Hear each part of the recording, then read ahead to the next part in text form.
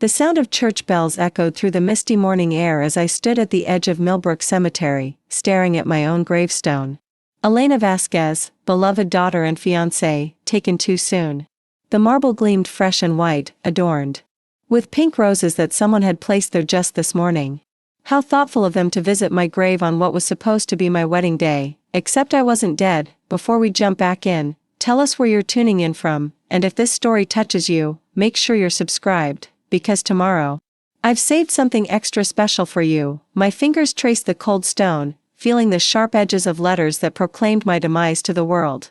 6 months ago, I was supposed to marry Marcus Chen, the man I'd loved since college. 6 months ago, I discovered he'd been embezzling from the children's charity I founded. 6 months ago, when I confronted him with the evidence, he tried to kill me, almost succeeded. 2. The morning fog swirled around my ankles as I walked through the cemetery gates, my heels clicking softly on the wet pavement.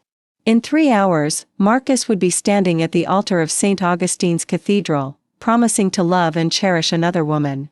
The same cathedral where we'd planned our own wedding. The same cathedral where my memorial service had been held. While I lay in a medically induced coma, fighting for my life in a Swiss clinic. My reflection in shop windows still startled me sometimes. The surgeons in Geneva had done remarkable work reconstructing my face after this accident. That's what the police reports called it. A tragic fall down the stairs of our shared apartment. No witnesses.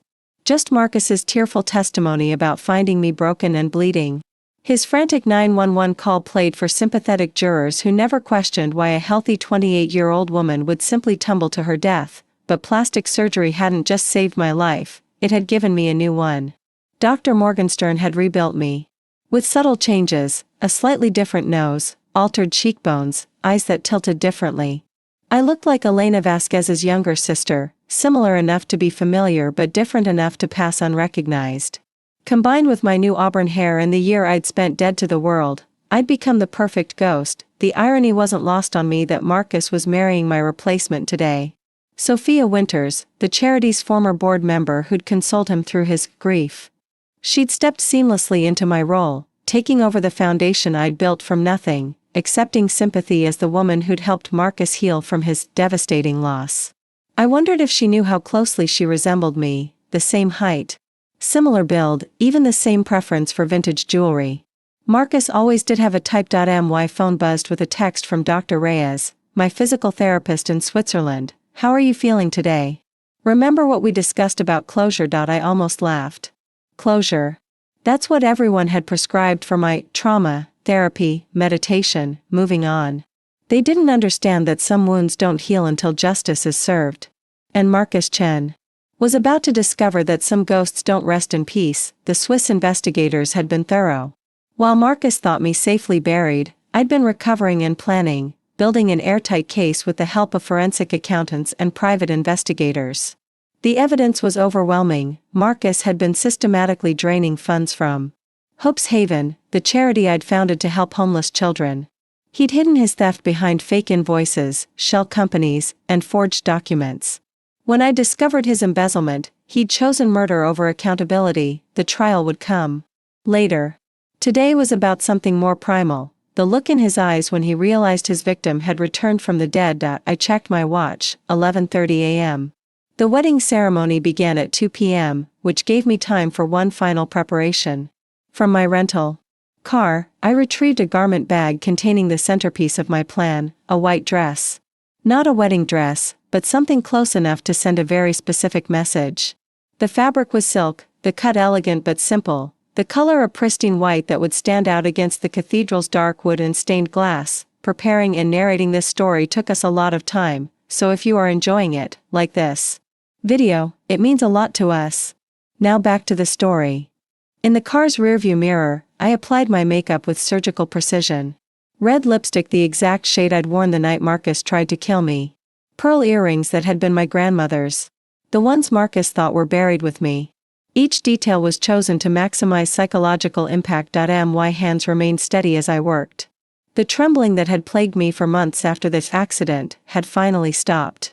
Physical therapy had restored my coordination, but it was something deeper that steadied me now: purpose. For 6 months, I'd existed in limbo between life and death. Today, I would reclaim both. The cathedral's Gothic spires came into view as I drove through downtown. Media vans lined the street. Apparently, the inspiring love story of Marcus Chen and Sophia Winters had captured public attention. The grieving man finding love again, the compassionate woman helping him heal, their fairy tale wedding in the same church where they'd mourned his lost fiancée. The press loved a good redemption narrative. They were about to get a much better story. I parked 3 blocks away and walked toward the cathedral, my white dress flowing in the autumn breeze. Wedding guests were arriving in expensive cars, their faces bright with anticipation. I recognized many of them, colleagues from the charity, Marcus's family, friends who'd sent flowers to my funeral. They'd all believed the lie so completely. Mourning me while celebrating my would-be murderer. Through the cathedral's open doors, I could see the decorations, white roses and baby's breath, the same flowers that adorned my fake grave. Marcus had always been sentimental in his cruelty. I found a coffee shop across the street with a clear view of the cathedral entrance. The barista, a young woman with kind eyes, smiled as she took my order. "You look beautiful," she said, admiring my dress. "Are you going to the wedding?" "In a way," I replied, accepting my cup with hands that no longer shook. "I'm delivering a message." The clock on the coffee shop wall read 1:45 p.m. Guests were filing into the cathedral now, their chatter carrying across the street. I could see Marcus's groomsmen gathering near the altar through the open doors, their tuxedos sharp and formal. Everything was proceeding according to plan, Marcus's plan, but he'd made one critical error in his calculations. He'd assumed that pushing someone down a flight of stairs would be enough to keep them quiet permanently. He'd underestimated the power of a woman who'd built a charity from nothing, who'd survived being orphaned at 16, who'd fought for every success in her life. He'd underestimated me. At 1:58 p.m., I stood up from my table, smoothed my white dress, and walked toward the cathedral. The wedding guests were all seated now, the doors beginning to close for the ceremony. I could hear the opening notes of the processional music drifting across the plaza. My reflection in the cathedral's bronze doors showed a woman transformed, not just by surgery, but by purpose. Elena Vasquez had been naive enough to trust the man who'd tried to destroy her. The woman walking into this church was something else entirely: justice in a white dress, truth in human form, a ghost who'd come to collect what was owed. The heavy doors swung open silently as I stepped inside. The cathedral was packed, every pew filled with people who'd mourned my death and celebrated my killer's new beginning. At the altar, Marcus stood resplendent in his black tuxedo, his face glowing with happiness as he waited for his bride. He looked exactly the same, dark hair perfectly styled, confident smile, the charming demeanor that had once made me believe I was the luckiest woman alive. The same hands that had held me were the ones that had pushed me. The same lips that had whispered, "I love you," had lied to police about finding my body. The processional music swelled as Sophia appeared at the back of the cathedral in her flowing white gown. She was beautiful, radiant, every inch the perfect bride. Marcus's face lit up as he saw her, his eyes bright with what looked like genuine love. Perhaps he'd even convinced himself that he deserved this happiness, that killing me had been necessary for his greater good. I took a seat in the back pew, my white dress blending with the other wedding guests' formal attire. No one looked at me twice, just another well-dressed woman attending a society wedding. I was invisible in plain sight, a ghost among the living. The ceremony proceeded with clockwork precision. Sophia glided down the aisle like a princess in a fairy tale, her smile radiant as she approached the altar. Marcus took her hand with the same tender gesture he'd once used with me, his voice strong and clear as he spoke his vows about eternal love and unwavering commitment. The pastor's voice echoed through the cathedral as he reached the traditional moment every wedding guest anticipated. If anyone present knows of any lawful impediment why these two persons may not be joined together in holy matrimony, speak now or forever hold your peace. The cathedral fell silent. 300 guests held their breath, following the ancient ritual that no one ever actually interrupted. Marcus smiled confidently, squeezing Sophia's hand as they waited for the formality to pass. That's when I stood up. The rustle of my white dress against the wooden pew seemed to echo through the cathedral like thunder. Heads began to turn as I stepped into the aisle, my heels clicking against the marble floor with each measured step toward the altar. Marcus's smile faltered as he noticed the disturbance. His eyes found mine across the sea of wedding guests, and I watched his face transform from confusion to recognition to absolute terror. The color drained from his cheeks as our eyes met. His mouth opened slightly, as if he were seeing an actual ghost, which, in a sense, he was. "I object," I said, my voice carrying clearly through the stunned silence of the cathedral, but I didn't stop there.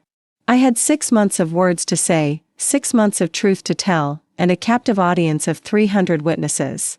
"I object," I repeated, continuing my walk down the aisle, "because the groom is already married, to murder."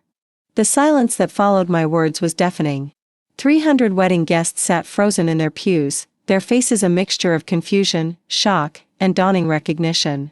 The organist's hands had stilled on the keys, leaving only the sound of my footsteps echoing through the cathedral as I continued my deliberate march toward the altar. Marcus's best man, David Kim, stepped forward protectively. "Security," he called out, his voice cracking with uncertainty.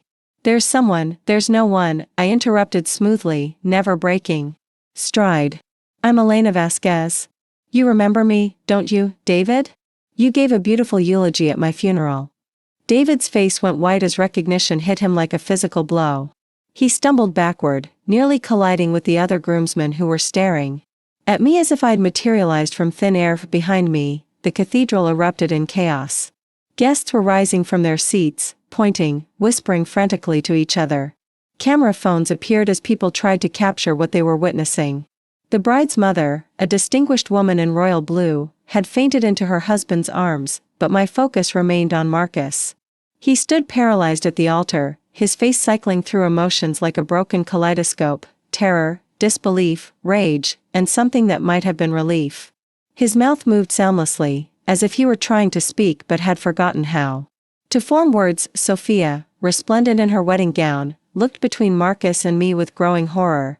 "Marcus," she whispered, her bouquet trembling in her hands. "Marcus, who is this woman? Why does she look like?" "Because I am," I said, stopping just 10 feet from the altar. Close enough that Marcus could see every detail of my reconstructed face, could recognize the eyes that had looked at him with love the night he tried to murder me. "I'm Elena Vasquez. Marcus's supposedly dead fiancée. The woman whose charity you've been running, Sophia. The woman whose grave you've been visiting." The pastor, an elderly man named Father Morrison who had known me since childhood, dropped his Bible. The leather-bound book hit the marble floor with a sharp crack that seemed to break the spell holding everyone frozen. "Elena," he breathed, his voice barely audible. "But child, we buried you. I performed the service myself." "You buried an empty coffin, Father," I replied, my voice steady despite the adrenaline coursing through my veins. While everyone mourned my death, I was in a Swiss hospital, learning to walk again after my loving fiancé pushed me down a flight of stairs. The cathedral exploded into noise. Shouts of confusion, gasps of horror, the scraping of wooden pews as people stood for a better view. Someone was crying, several someones. I could hear Marcus's mother, Catherine, wailing somewhere behind me. "That's impossible," Marcus finally found his voice, though it came out as a strangled whisper. "You died. I saw you die. I held you, you pushed me." I cut him off, my voice rising to carry over the chaos. "You discovered I'd found your embezzlement scheme, and you tried to kill me. The only thing that saved my life was Dr. Sarah Martinez next door, who heard the crash and called 911 before you could finish the job." Marcus's lawyer, a sharp-faced man named Richard Hawley who'd handled the estate proceedings, was pushing through the crowd toward the altar. "This is clearly some kind of sick impersonation," he announced loudly. "Elena Vasquez is dead. I have the death certificate, forged," I said calmly, reaching into my small purse. "Along with most of the documents you filed, Richard. Dr. Martinez suspected foul play from the beginning. She kept tissue samples, documented my injuries, questioned the inconsistencies in Marcus's story. When I woke up 3 weeks later, she helped me disappear while we built our case." I pulled out a single sheet of paper, a medical report bearing Dr. Martinez's signature and the letterhead of Geneva Memorial Hospital. "This is my real medical record. The one showing I survived with severe injuries consistent with being pushed downstairs, not accidentally falling." David Kim grabbed Marcus's arm. "Dude, we need to get you out of here. This is insane, don't touch him," I said sharply, and something in my voice made David freeze. "Marcus isn't going anywhere. Neither are any of you who helped cover this up. Sophia was backing away from Marcus now, her wedding dress rustling against the marble steps. I don't understand, she said, her voice rising toward hysteria. Marcus told me Elena had an accident. He was devastated. He grieved for months, he grieved for his freedom, I corrected. Marcus has been stealing from Hope's Haven for 2 years. Over $3 million meant for homeless children, funneled through fake vendors and inflated contracts. When I discovered his scheme, he decided murder was easier than accountability. The cathedral's heavy doors burst open as several figures in dark suits entered. I recognized Detective Ray Kowalski immediately, tall, graying, with the weathered face of a man who'd seen too much. Behind him came Dr. Martinez, her salt and pepper hair pulled back in a severe bun, her medical bag in one hand and a folder of documents in the other. Nobody leaves, Detective Kowalski announced, his voice booming through the chaos. This is now a crime scene. Marcus made a desperate break for the side exit, but 2 more officers emerged from behind the altar, blocking his path. He spun around wildly, looking for another escape route, but found himself surrounded.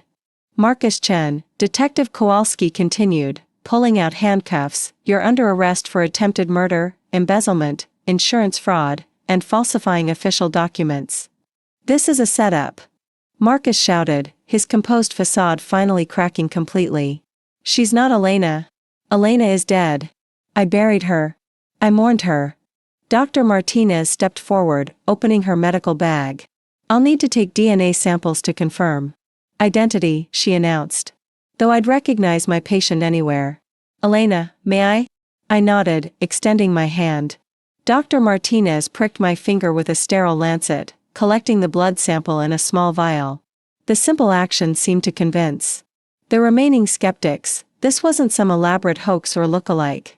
This was scientific verification. Sophia had sunk onto the altar steps, her wedding dress pooling around her like spilled milk.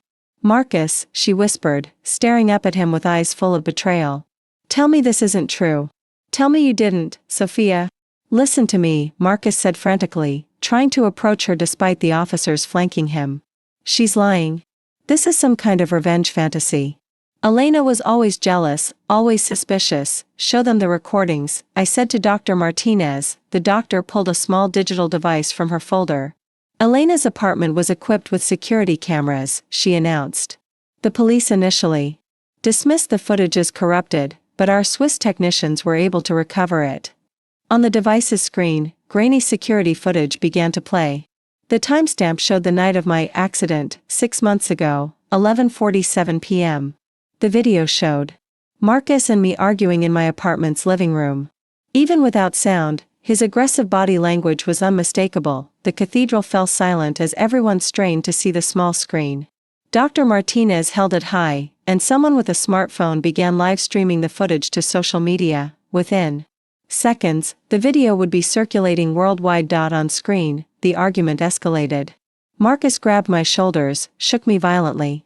I pulled away, heading for the stairs. He followed, and the camera angle showed him reaching out, not to steady me, but to push. The footage captured my fall in horrifying detail, my body tumbling down the hardwood stairs, my head striking the banister, my motionless form crumpled at the bottom. Then Marcus, checking to see if I was breathing, his face showing not grief but calculation. Several wedding guests were openly weeping now. Marcus's mother had collapsed into a pew, her husband supporting her with shaking hands.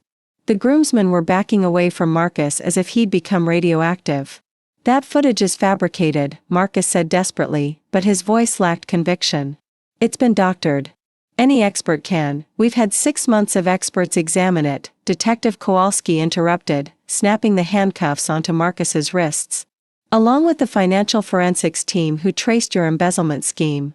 Did you really think you could steal $3 million without leaving a trail? Richard Hawley, the lawyer, was edging toward the exit. Detective, I called out.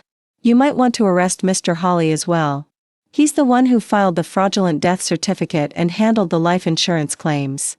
Hawley broke into a run, but 2 officers were waiting by the doors. As they tackled him, papers scattered from his briefcase, insurance documents, forged medical reports, bank records showing suspicious transfers. The chaos in the cathedral was reaching a crescendo. Wedding guests were filming everything, calling friends and family, trying to process what they were witnessing. Some were attempting to leave, but officers were stationed at every exit, checking IDs and taking contact information. Through it all, I stood calmly in my white dress, watching justice finally unfold. The woman who had died 6 months ago was witnessing the resurrection of truth. Father Morrison approached me cautiously, his weathered hands shaking. "Elena, my child," he said softly, "I am so deeply sorry. We should have have investigated more thoroughly." "You believed what you were told," I replied gently.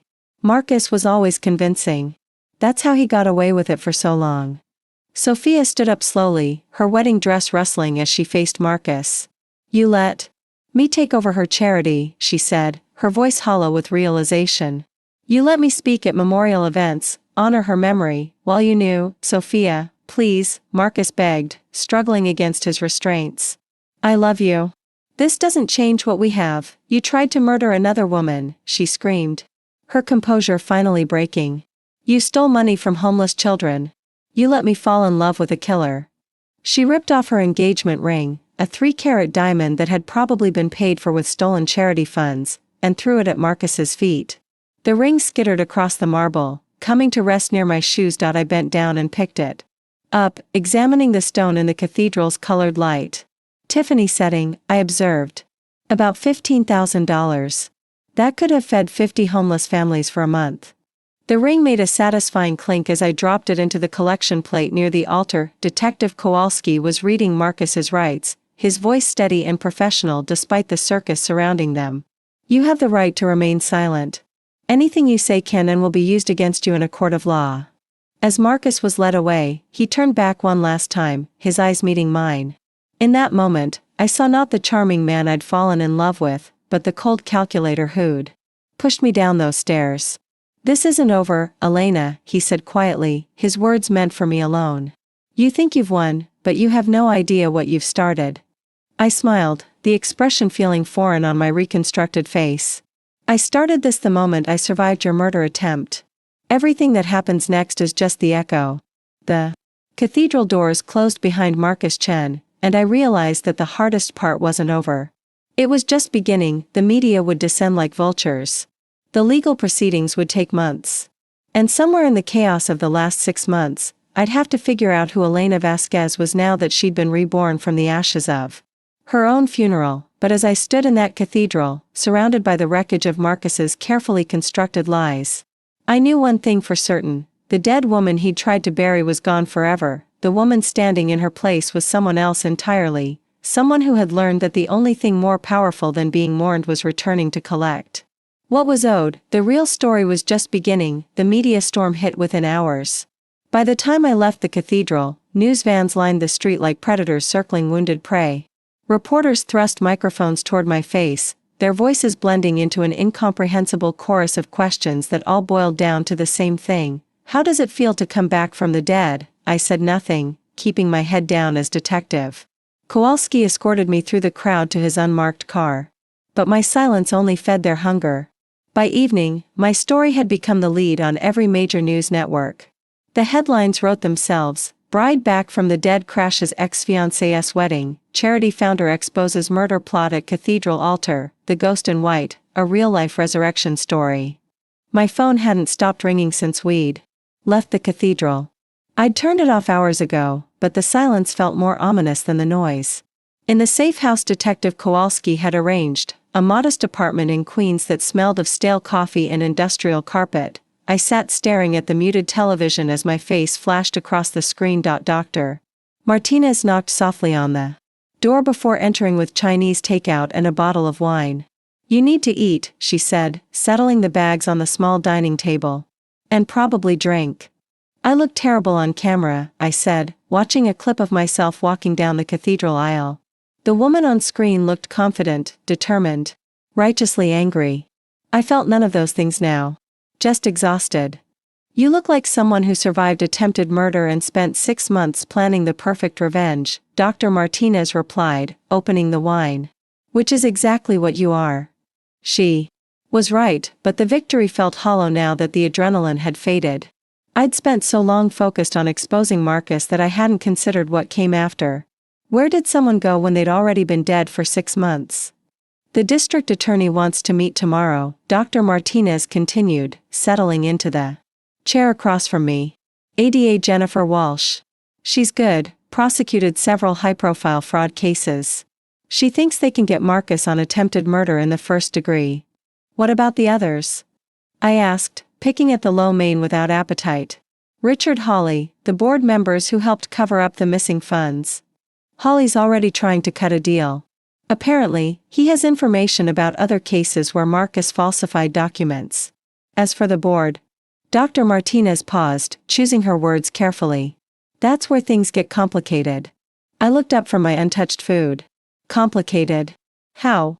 3 of Hope's Haven's board members are claiming they had no knowledge of the embezzlement. They're pointing fingers at each other, saying Marcus manipulated the financial reports.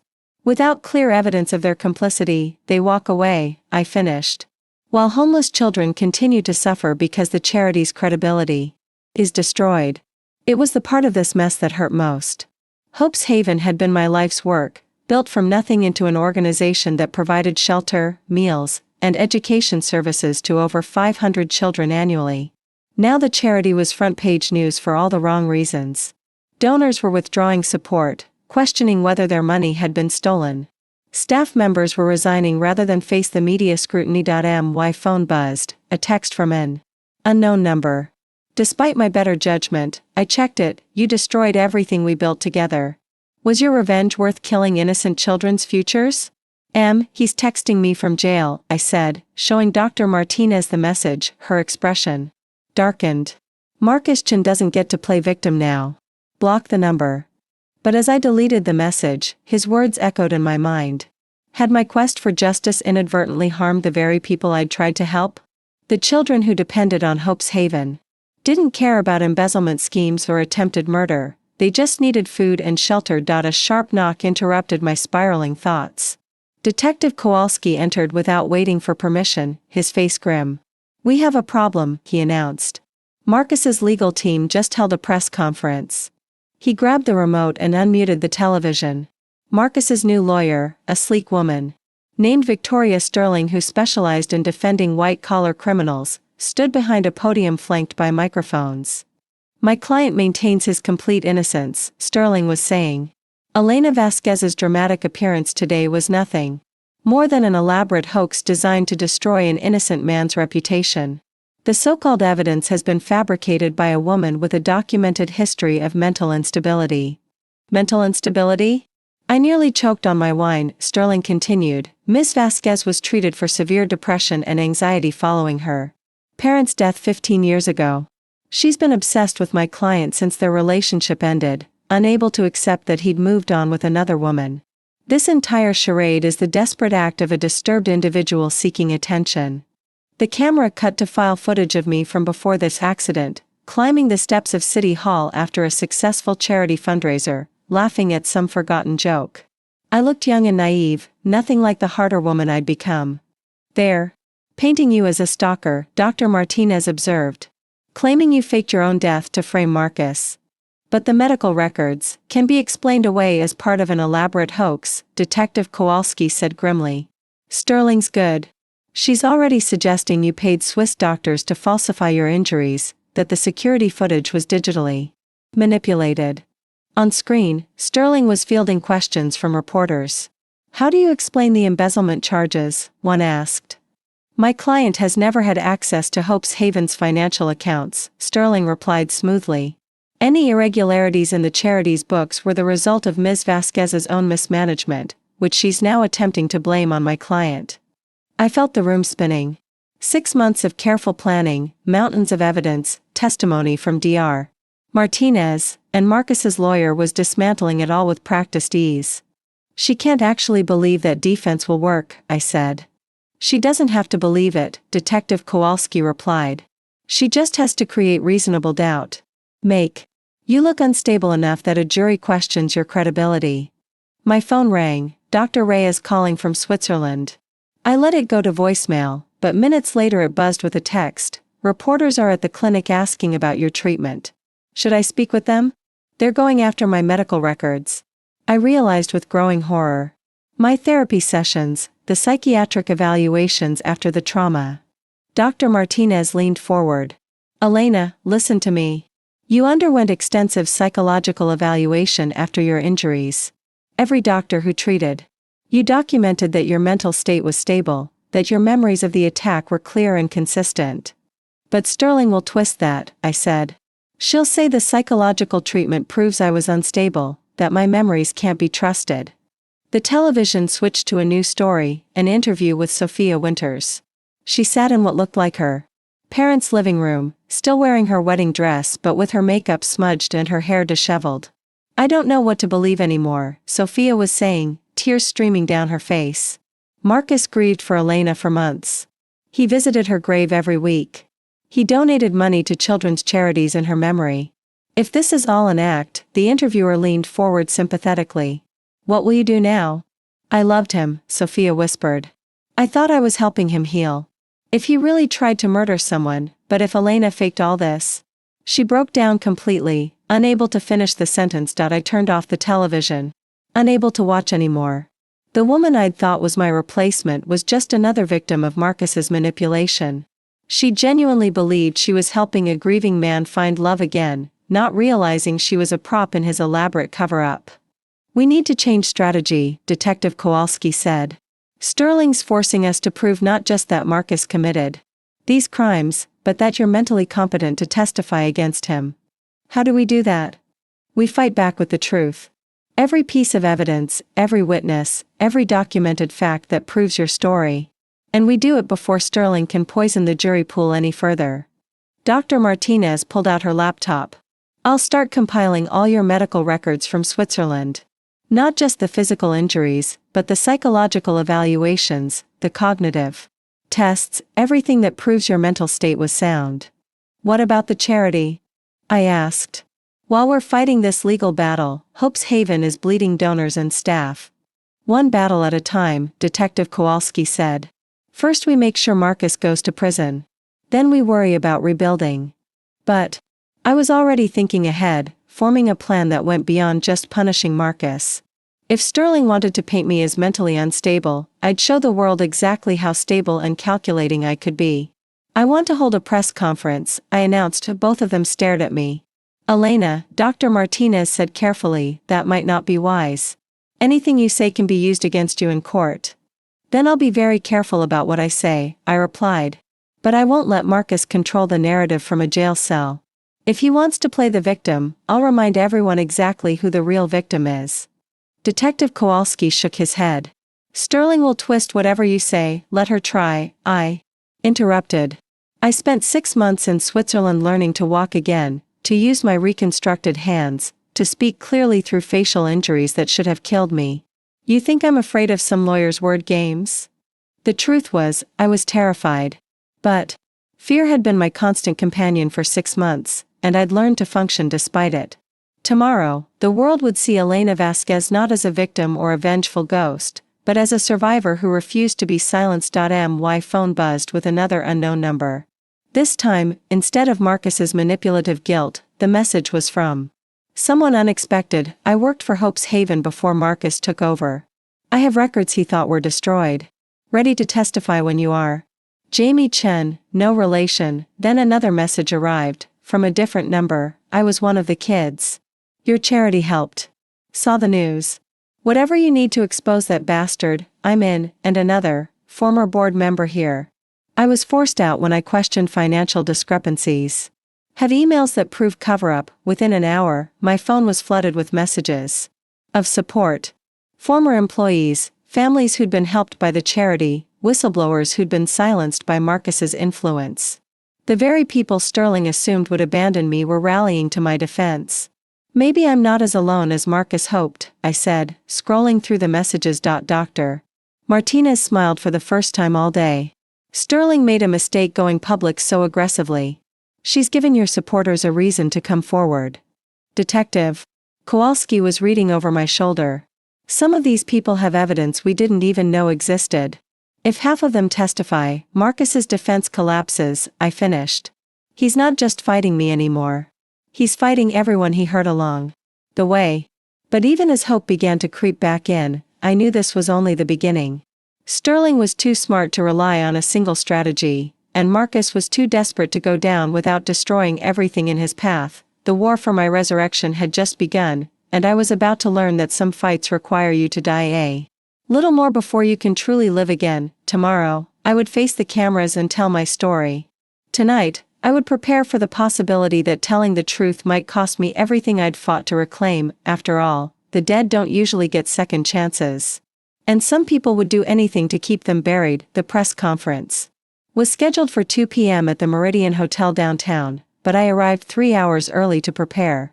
ADA Jennifer Walsh had insisted on reviewing my statement beforehand, a sharp-eyed woman in her 40s who spoke with the precision of someone who'd never lost a case she believed in. "Remember," she said as we sat in the hotel's business center, "Victoria Sterling will pick apart every word you say. Stick to facts, avoid emotional language, and whatever you do, don't let them bait you into appearing unstable." I nodded, adjusting the navy blue blazer I'd chosen for its professional appearance.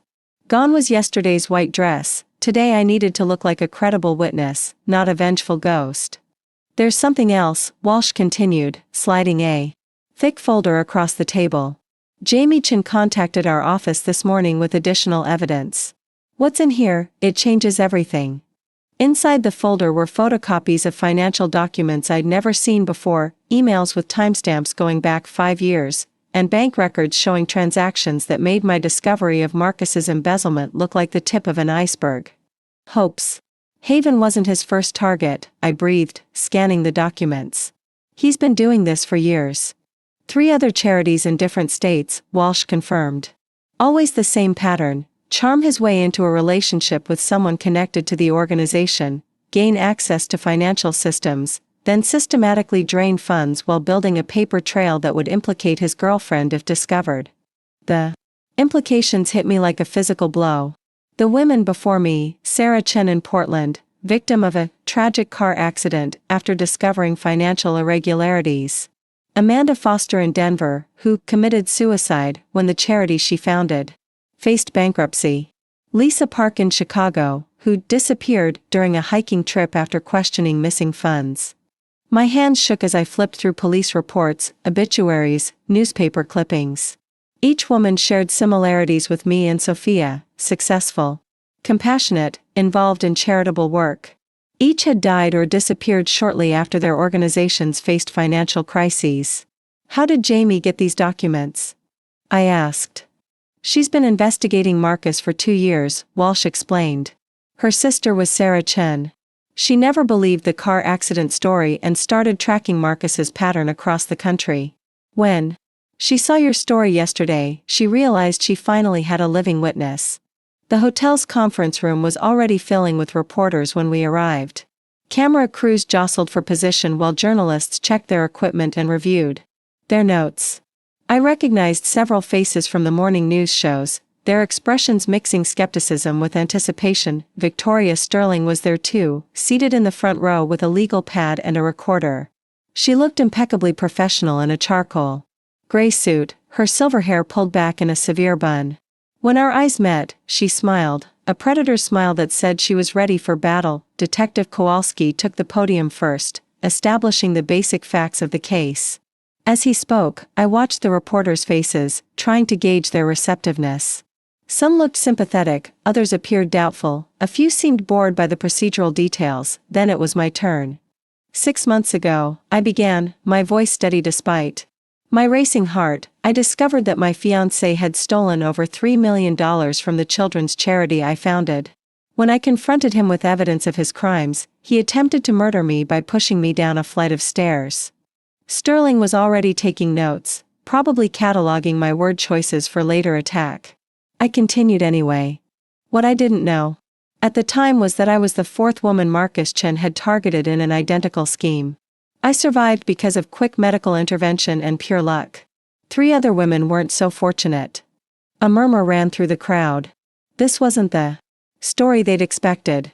Sarah Chen, Amanda Foster, and Lisa Park were all charitable organization founders or board members who discovered financial irregularities connected to Marcus. All three died under suspicious circumstances before they could expose his crimes. I could see reporters frantically texting their editors, realizing they were witnessing something much bigger than a simple murder attempt. Victoria Sterling's confident expression had shifted to barely concealed alarm. The evidence connecting.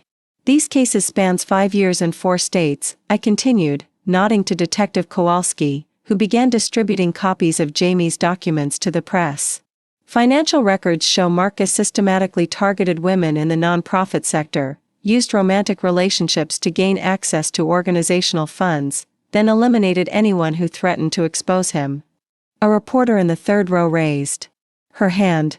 Ms. Vasquez, how do you respond to allegations that you fabricated this evidence to frame Mr. Chen? I'd respond by asking why I would fabricate evidence implicating him in 3 other murders, I replied. The documents you're reviewing were compiled by Sarah Chen's sister, who's been investigating her death for years. The financial records come from banks in 3 different states. The timeline spans periods when I was in college or just starting my career, long before I ever met Marcus. Victoria Sterling stood up abruptly. This is clearly a coordinated attack on my client's character, she announced. These allegations are unsubstantiated, then you won't mind if the FBI investigates them, I interrupted. Agent Patricia Reeves from the Bureau's Financial Crimes Unit is here today specifically to review the multi-state evidence. I hadn't known Agent Reeves was attending until Walsh mentioned it 10 minutes before we began, but the timing was perfect. Sterling's face went pale as a tall woman in a federal blazer stood up in the back of the room. The FBI will be conducting a full investigation into potential serial financial crimes and related homicides, Agent Reeves announced. We're treating this as a priority case given the evidence of interstate criminal activity. The room erupted into chaos. Reporters were shouting questions, cameras were flashing, and Victoria Sterling was frantically typing on her phone, probably calling Marcus's more expensive lawyers, but I wasn't done yet. There's one more thing, I said, waiting for the noise to die down. Marcus didn't work alone. The silence that followed was absolute. Richard Hawley, the lawyer who filed my fraudulent death certificate, has been involved in similar document falsifications in at least 2 other cases. Bank records show he received payments from shell companies controlled by Marcus after each woman's death. I pulled out another set of documents, ones Walsh had saved for maximum impact. Dr. Michael Ross, who signed Sarah Chen's autopsy report in Portland, received a $50,000 consulting fee from one of Marcus's companies 3 days after ruling her death accidental. Dr. Ross also happened to vacation in Denver during Amanda Foster's investigation and in Chicago when Lisa Park disappeared. The reporters were typing frantically now, understanding that they were witnessing the exposure of a sophisticated criminal network, not just one man's crimes. Detective Brian Walsh, no relation to Ada Walsh, was the lead investigator on Amanda Foster's case in Denver. He closed the investigation after only 3 days and received early retirement with full benefits 6 months later. His pension is managed by an investment firm owned by. I paused for effect. Richard Hawley. Victoria Sterling was gathering her papers, clearly preparing to leave. But Agent Reeves stepped forward to block her exit. Ms. Sterling, the FBI agent said politely, I believe we'll need to speak with you as well.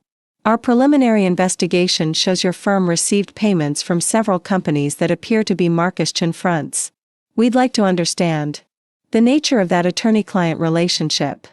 Sterling's composure finally cracked. This is outrageous, she sputtered. I've represented Mr. Chen for less than 24 hours. Any previous payments date back 3 years, Agent Reeves finished, including a substantial retainer paid immediately after Lisa Park's disappearance. We'll need to review all communications between your firm and Mr. Chen during that period. I watched Sterling's face cycle through emotions as she realized the trap she'd walked into. By aggressively defending Marcus and attacking my credibility, she'd drawn attention to her own involvement in his schemes. A reporter from the Times raised his hand. Ms. Vasquez, if this criminal network is as extensive as you claim, how did you survive when 3 other women didn't? 2 reasons, I replied. First, Dr. Sarah Martinez next door was a trauma surgeon who recognized attempted murder when she saw it. She kept tissue samples and documented evidence before anyone could interfere. Second, Marcus got overconfident.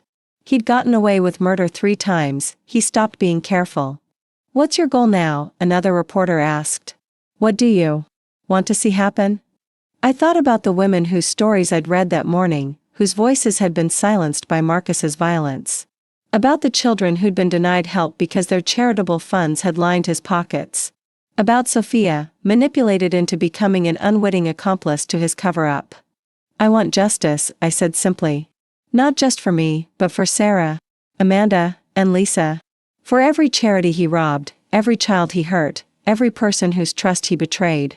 And I want to make sure he never has the opportunity to hurt anyone else." Agent Reeves stepped to the podium. "The FBI will be coordinating with local authorities in Portland, Denver, and Chicago to reopen the investigations into Sarah Chen's, Amanda Foster's, and Lisa Park's deaths. We're also expanding our financial crimes investigation to include all individuals and organizations connected to this network." The questions continued for another hour, but the damage to Marcus's defense was already complete. Sterling had stopped taking notes and was instead making increasingly frantic phone calls. The reporters who'd seemed skeptical that morning were now treating me like a credible witness rather than a potentially unstable victim. As the press conference ended, Detective Kowalski approached me with an update. "Marcus is requesting to speak with you," he said quietly. "Claims he has information that could help with the other cases." I almost laughed. "He wants to make a deal." "Probably. His new legal team, Sterling was replaced an hour ago, likely. Told him he's looking at multiple murder charges across 4 states. Life in prison or the death penalty in states that still have it." I considered the offer.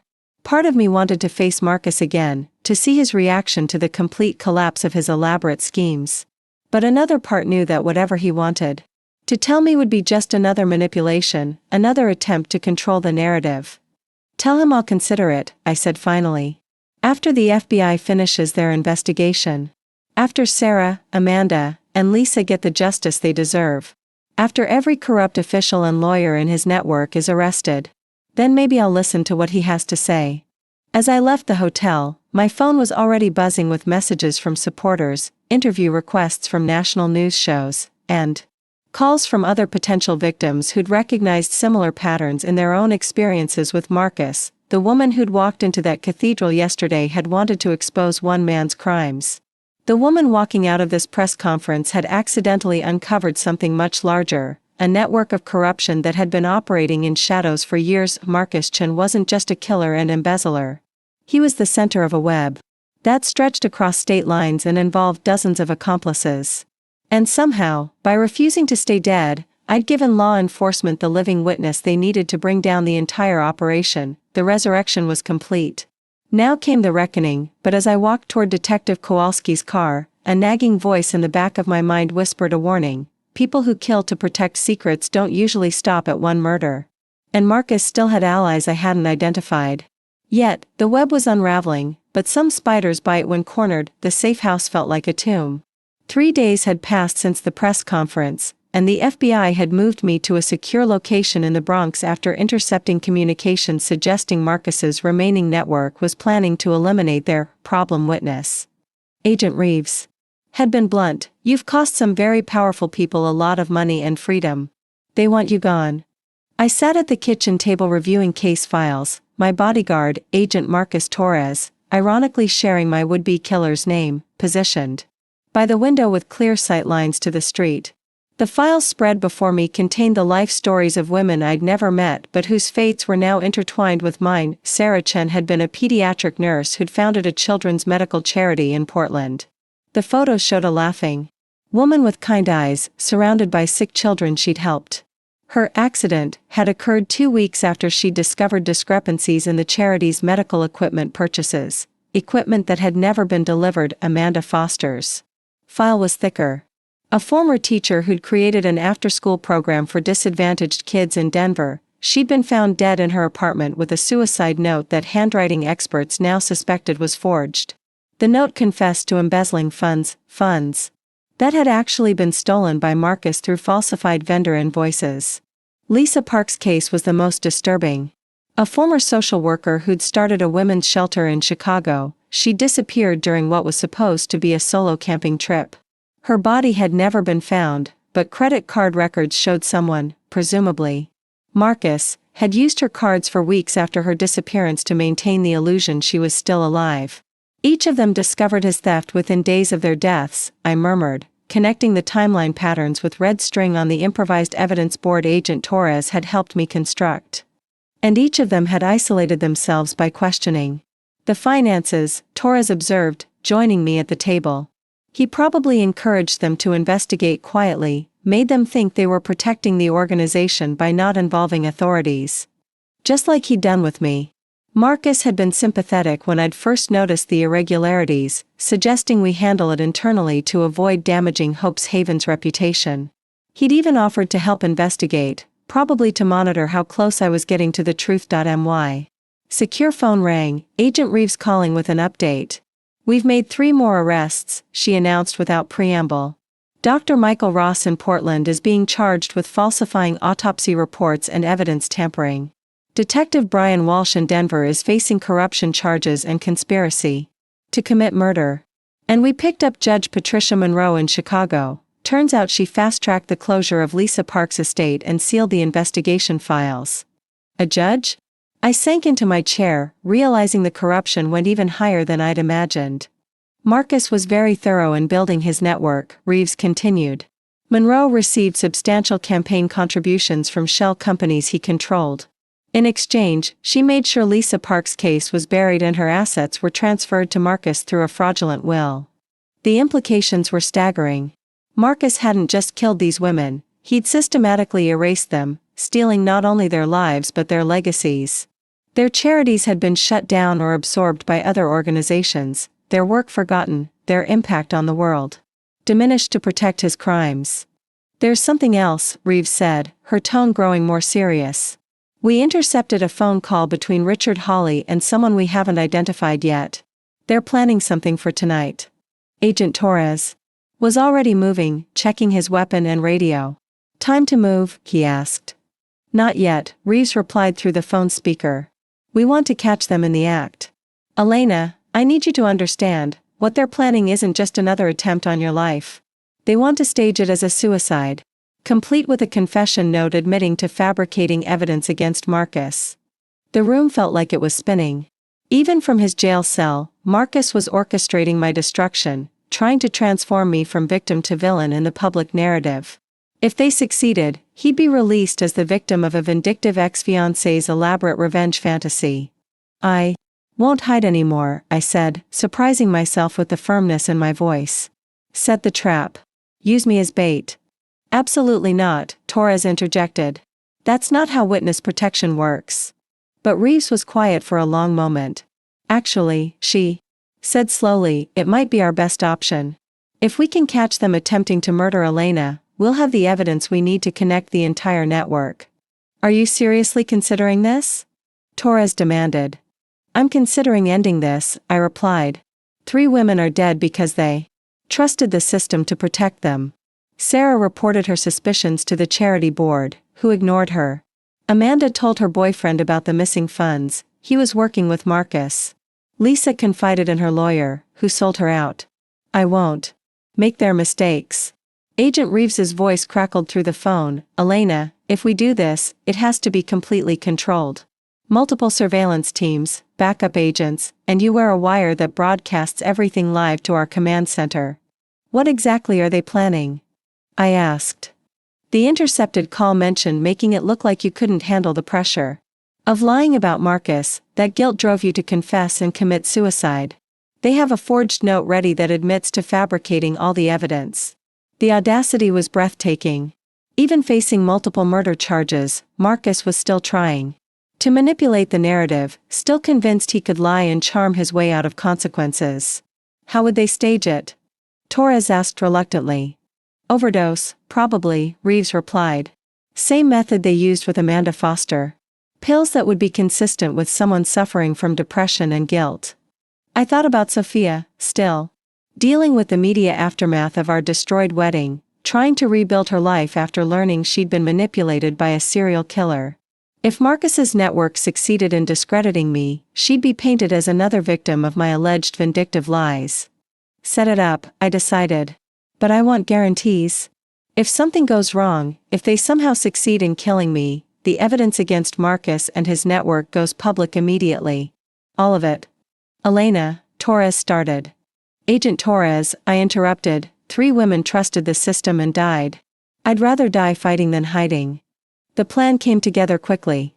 Agent Reeves's team would stage my apparent return to my old apartment, the scene of Marcus's attempted murder, making it look like I was breaking FBI protection to retrieve personal items.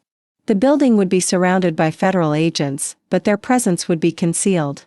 I would wear a wire that transmitted directly to the command center, and sharpshooters would have clear sight lines from adjacent buildings. As evening approached, I found myself staring at my reflection in the safe house bathroom mirror. The woman looking back was a far cry from the naive charity founder who'd fallen in love with Marcus Chin 2 years ago. The physical reconstruction had changed my appearance, but the deeper transformation was internal. I'd become someone harder, more calculating, willing to risk everything for justice. Dr. Martinez arrived an hour before the operation to check my medical readiness. Your heart rate is elevated but stable, she reported after examining me. Elena, you don't have to do this. There are other ways to catch them. Not ways that guarantee they can't hurt anyone else, I replied. If this network has been operating for 5 years, how many other women have they targeted? How many more will they kill if we don't stop them completely? She squeezed my hand gently. Sarah, Amanda, and Lisa would be proud of you. The wire was surprisingly small, a nearly invisible device that clipped inside my shirt collar, transmitting everything to receivers positioned around the building. Agent Torres reviewed the safety protocols one final time. If I said the code phrase, "I need air," the tactical team would storm the building immediately. Remember, Agent Reeves said as we prepared to leave, they want this to look like suicide. Which means they'll try to get you to ingest something voluntarily. Play along until we can identify everyone involved, then give us the signal. The drive to my old apartment felt surreal.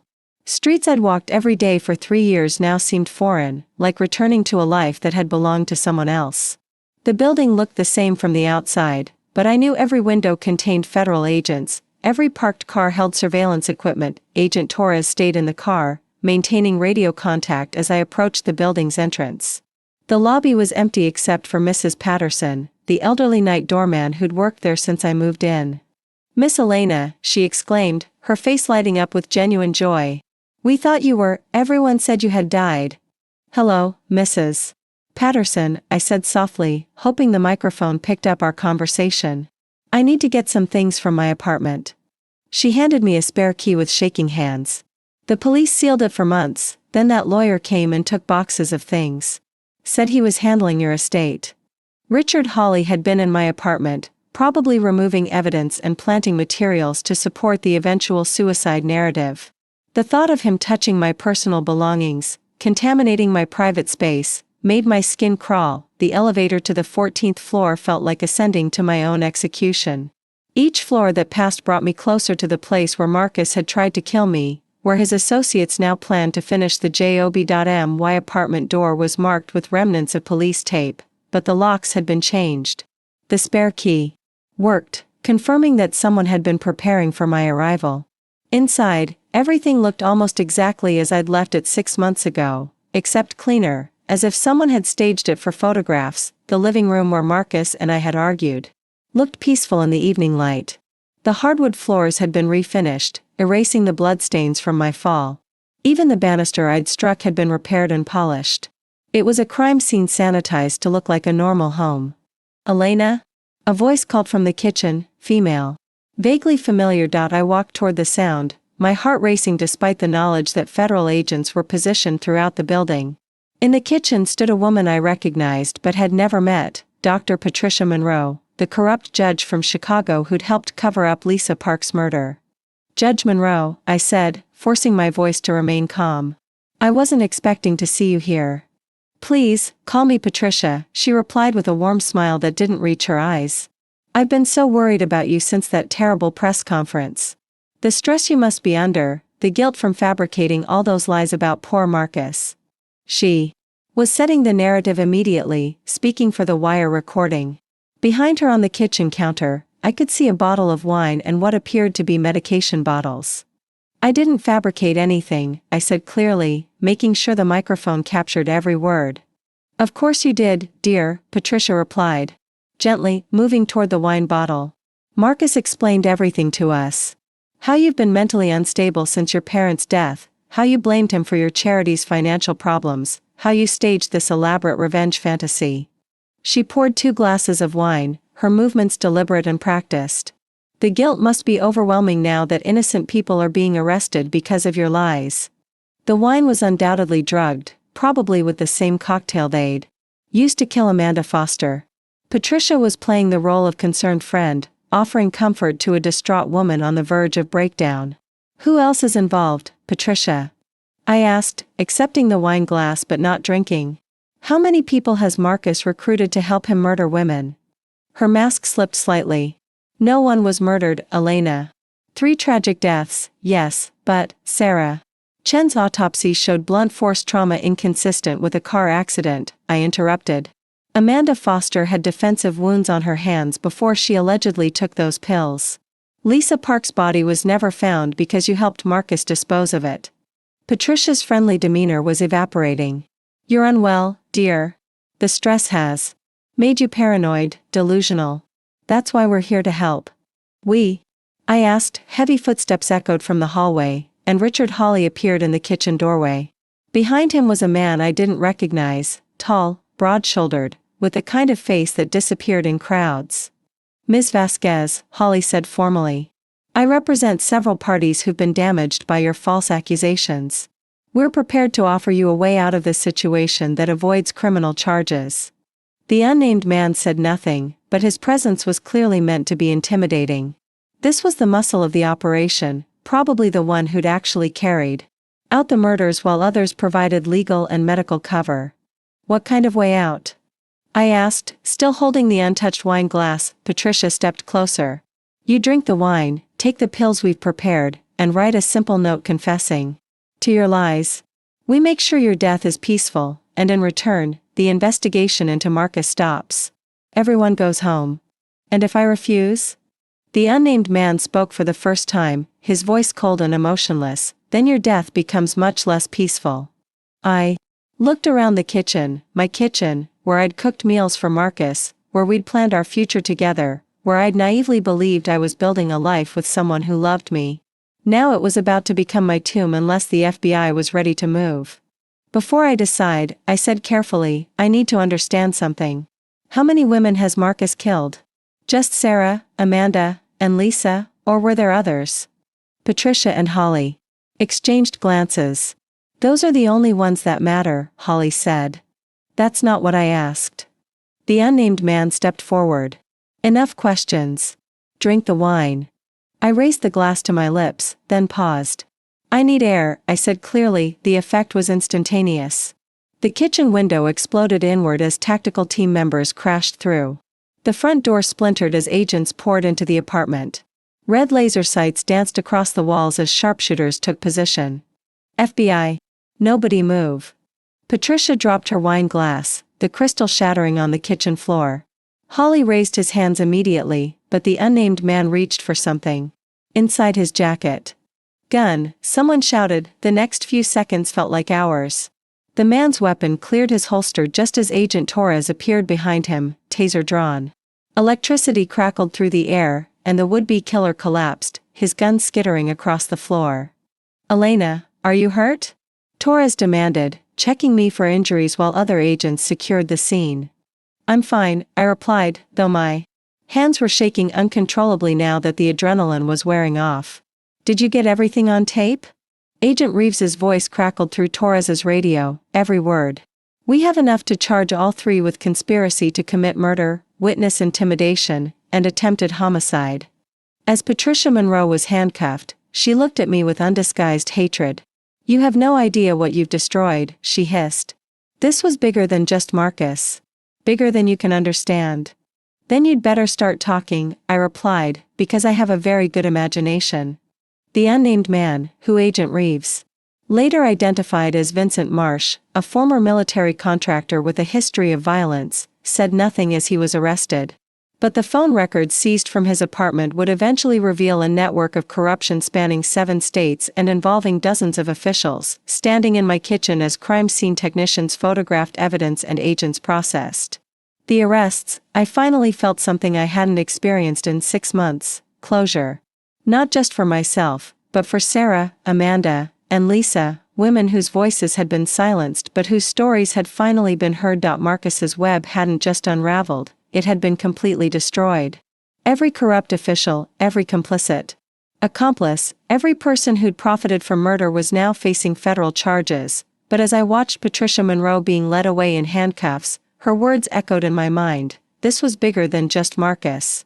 Bigger than you can understand. The investigation was far from over. And somewhere in the shadows, other predators were probably watching, learning from Marcus's mistakes, preparing to adapt their methods. The dead don't usually get justice. Tonight, they had. But I was beginning to understand that some fights never truly end, they just evolve into new battles against different monsters. The hunt was far from over. It was just beginning. 3 months later, the courtroom was packed beyond capacity as I took the witness stand for the final day of Marcus Chen's trial. Outside, protesters held signs demanding justice for Sarah, Amanda, and Lisa, women who'd become symbols of a larger fight against corruption and violence. Their families sat in the front row, finally getting the day in court their daughters had been denied. District Attorney Jennifer Walsh approached the witness stand with the confidence of someone who'd spent months building an airtight case. The evidence was overwhelming: financial records, recorded confessions, testimony from dozens of witnesses, and the dramatic arrest footage from my apartment that had been viewed millions of times online. "Ms. Vasquez," Walsh began, "when you walked into St. Augustine's Cathedral 3 months ago, did you expect to uncover a criminal network spanning 7 states?" "No," I replied, my voice steady despite the weight of 300 pairs of eyes watching me. "I just wanted to stop one man from getting away with attempted murder. I never imagined the scope of what we'd discover." Marcus sat at the defense table, flanked by his third set of lawyers. The first 2 had abandoned him when the FBI evidence became public. He looked smaller than I remembered, diminished by months in federal custody and the weight of overwhelming evidence. Gone was the charming confidence that had once made me believe I was lucky to be loved by him. His new lawyer, a court-appointed public defender named James Morton, had tried valiantly to salvage something from the wreckage. But when your clients' crimes include serial murder, embezzlement across multiple states, and conspiracy charges involving judges and law enforcement, there's little room for legal maneuvering. "The defense has suggested you fabricated evidence out of revenge," Walsh continued. "How do you respond to that allegation?" I looked directly at Marcus for the first time since the trial began. Revenge would have been exposing his crimes and walking away. Justice is making sure he can never hurt anyone again, and that everyone who helped him faces consequences. The trial had revealed horrors beyond even my worst fears. Vincent Marsh, the hitman who'd tried to kill me, had confessed to 12 murders across 15 years, not just the 3 women connected to Marcus, but other victims in different schemes. Judge Patricia Monroe had been taking bribes for over a decade, corrupting cases involving domestic violence and financial crimes. Richard Hawley's law firm had been a money laundering operation disguised as estate planning, but the most shocking revelation had come from Dr. Michael Ross, the coroner, who'd falsified autopsy reports. Under interrogation, he'd admitted to covering up murders in 6 different cities, working with various criminal networks to hide evidence of homicides. Marcus's operation had been just one tentacle of a larger conspiracy that treated human life as a business expense. "Ms. Vasquez," the defense attorney said when it was his turn to cross-examine, "isn't it true that you've profited significantly from this experience? Book deals, movie rights, speaking engagements." I'd been expecting this line of attack. "The proceeds from any media deals go directly to a victims' rights foundation I've established," I replied. "Not a penny goes to me personally. And I'd trade every dollar to have Sarah, Amanda, and Lisa still alive." In the gallery, I could see Jamie Chen, Sarah's sister, wiping away tears. She'd become a close friend over the past months, helping me navigate the complexities of survivors' guilt while fighting for justice for all the victims. The prosecution's closing argument was devastating. Walsh methodically laid out the timeline of Marcus's crimes, the systematic targeting of charitable women, the network of corruption that enabled his murders. She showed photos of all 12 victims, reminding the jury that this wasn't about financial crimes, it was about lives destroyed by greed and violence. Marcus Chen didn't just steal money, Walsh concluded. He stole futures. He stole the good these women would have done in the world. He stole children's chances at better lives. And when these women threatened to expose him, he stole their lives entirely. The defense's closing was brief and half-hearted. Morton argued for mercy, suggesting that Marcus had been manipulated by the larger criminal network. But the evidence was too clear, the victims' voices too loud, the pattern too undeniable. The jury deliberated for less than 4 hours. Guilty on all counts. The courtroom erupted. Marcus's mother wept in the back row. She'd stood by him through the financial crimes but abandoned him when the murder evidence became public. Sophia Winters, who'd testified about Marcus's manipulation and deception, sat quietly with tears streaming down her face. As Marcus was led away in shackles, he turned back once more.